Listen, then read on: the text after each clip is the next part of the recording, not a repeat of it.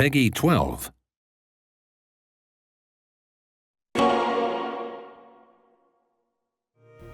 Polata deina cuden anthropu deinoteron pelei.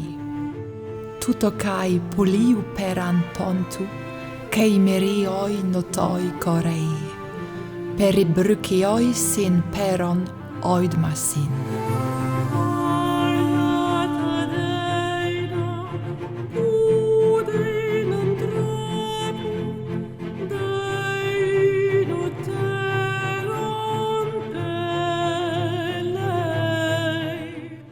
Alors quand Amplitude m'a demandé de travailler sur Humankind, j'étais vraiment très enthousiasmé parce que voilà, faire la musique pour 60 cultures différentes de l'Antiquité jusqu'à l'ère moderne, c'était vraiment un très très grand challenge. Dans Humankind, on a découpé le jeu en groupes culturels, c'est-à-dire que c'était tellement gros comme projet qu'on a dû rassembler des civilisations en groupes culturels, et au sein de ce groupe culturel, on a un musicien soliste qui va jouer d'un instrument particulier pour ce groupe culturel.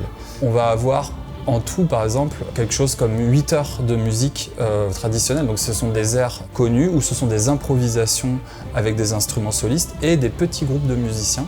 Donc plus on va avancer dans les airs, plus on va avoir, on va dire, des groupes de musique qui se forment à partir des instruments solistes. J'ai travaillé avec 10 musiciens solistes qui sont des experts de la musique traditionnelle.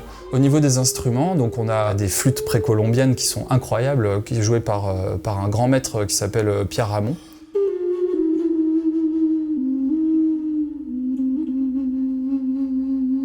On a le guzheng, qui est la harpe chinoise, qui est jouée par Cixi Zhu.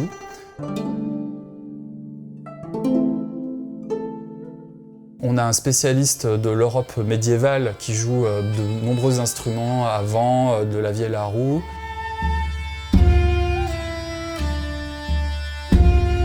Pour la Renaissance, on a un trio à cordes baroque magnifique, de la viole de gambe, du violon baroque.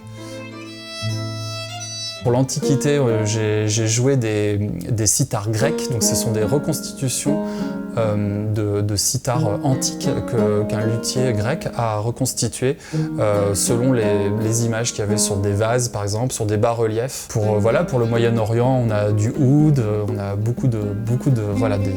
plein d'instruments différents. En plus de ces musiques improvisées et traditionnelles, j'ai composé à peu près 90 minutes de musique orchestrale, où là j'ai pu donner ma patte, mon idée musicale pour le jeu. Et donc ces musiques, on va les voir apparaître dès l'Antiquité, mais assez peu souvent, et elles vont émerger de plus en plus souvent jusqu'à être vraiment prépondérantes sur les dernières aires du jeu.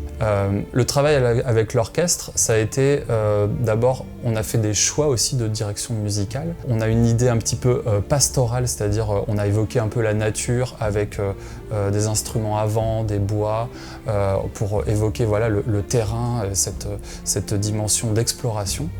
Et également, dans cet orchestre, on y a adjoint des instruments traditionnels, des instruments antiques, qu'on a pu entendre aussi dans les différents groupes culturels, et ils vont venir jouer avec l'orchestre en tant qu'instruments solistes.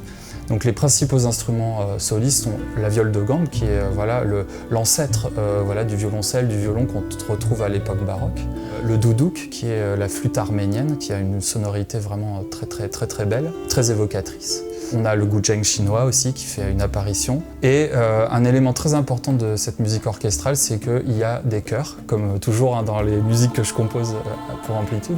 Et cette fois-ci, on a des chœurs qui chantent des textes qui sont en grec ancien et en latin.